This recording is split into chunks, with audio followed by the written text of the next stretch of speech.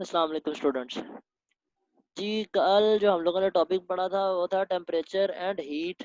आज हम लोगों ने जो पढ़ना है वो है कैपेसिटी। इसको हम लोग पढ़ते हैं और देखते हैं ये बेसिकली क्या है। स्पेसिफिक हीट कैपेसिटी को पढ़ने के लिए हम लोग बुक की तरफ चलेंगे।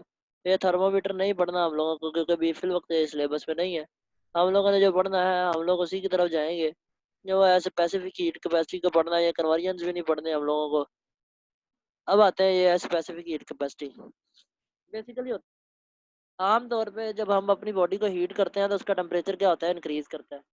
ठीक है। जब इसका टेम्परेचर इंक्रीज करता है तो हम लोग देखते हैं कि उतना टेम्परेचर इंक्रीज करता है उतना वो बॉडी हीट को अब्जॉर्ब करती है, उतना ही टेम्परेचर बढ़ेगा। अगर वो हीट को कम अब्जॉर्ब करेगी तो उसका टेम्परेचर कम बढ़ेगा, अगर वो हीट को ज्यादा अब्जॉर्ब करेगी तो उसका टेम्परेचर जो होगा वो ज्यादा बढ़ेगा। ठीक है। ये भी ऑब्जर्व किया गया है जो the quantity of heat delta Q required to raise the temperature. मतलब आपके पास किसी भी बॉडी का जो टेम्परेचर है वो अगर आपको बढ़ाना है तो आप लोगों को हीट चाहिए। अब वो कितनी चाहिए, कहता है is proportional to the mass of the body. क्या जी? Proportional to the mass of the body, मतलब आप लोगों को कितनी हीट चाहिए, एक मैस को उसको टेम्परेचर से मल्टीप्लाई कर दें, कितना आपको उतनी हीट आपको रिक्वायर्ड होगी। छोटी बॉडी है, उसका मैस कम है, तो उसको टेम्परेचर कम बढ़ाने के लिए हीट कम पड़ेगी। ठीक है। अगर आप लोगों के पास मैस बढ़ जाता है और टेम्परेचर आपको दोनों का सेम करना है तो हीट आपको ज्यादा देनी पड़ेगी।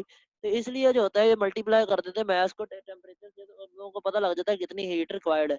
जिसमें प्रोपोर्शनैलिटी का साइन लगा हुआ है, हम लोगों को प्रोपोर्शनैलिटी का साइन नहीं चाहिए होता। हम लोग वहाँ पे इक्वल टू का साइन लगाते हैं। इक्वल टू का साइन लगाने के लिए हम लोग को वहाँ पे कांस्टेंट लगाना पड़ता है जो सी होता है। ठीक है। अब डेल्टा है बेसिकली क्या है, amount of heat absorb by the body. Delta Q क्या है, वो हीट की अमाउंट है जो कोई भी बॉडी अब्सॉर्ब करती है। ठीक है। और सी का कांस्टेंट ऑफ प्रोपोर्शनैलिटी, इसको हम बोलते हैं स्पेसिफिक कैपेसिटी, या सिंपली हम लोग इसको कह देते हैं स्पेसिफिक हीट। अब जो स्पेसिफिक हीट है वो डिफाइन हम लोग किस तरह से करते हैं, और इस तरह से डिफाइन करते हैं the specific heat of a substance is the amount of heat required to raise the temperature of 1 kg of mass to the through 1 kelvin. मतलब अगर आपके पास 1 kg का मास है और उसका टेम्परेचर आप लोगों ने 1 केल्विन करना है, तो जितनी आपको हीट रिक्वायर्ड होगी वो बेसिकली क्या कहलाती है, specific heat of a substance. मतलब वो उसकी स्पेसिफिक हीट कहलाती है। जब अगर वो 1 kg की है और इसका टेम्परेचर 1 केल्विन आपको करना है, रिक्वायर्ड होगी, वो बेसिकली स्पेसिफिक हीट कहलाएगी। जिसका फार्मूला क्या कहला बन जाता है, delta Q M delta T. Delta Q ऊपर आ जाएगा हीट, मैस और टेम्परेचर जो होगा वो नीचे आ जाएगा।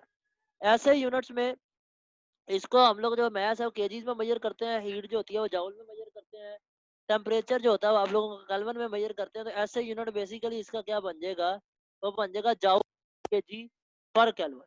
ठीक है। जो हमारे specific heats of some common substance वो टेबल में हम लोगों को गिवन है। तो ये हम लोगों को पढ़ना था स्पेसिफिक हीट कैपेसिटी के 1 kg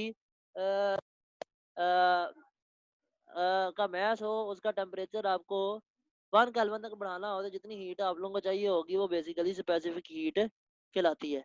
अब उसके बाद है importance of large specific heat capacity. ये जो importance of large specific heat capacity है, ये इंशाल्लाह हम लोग जो है वो नेक्स्ट क्लास में पढ़ेंगे। आज आप लोगों ने सिर्फ स्पेसिफिक हीट कैपेसिटी को पढ़ना है। ठीक है। बाकी इंशाल्लाह नेक्स्ट क्लास में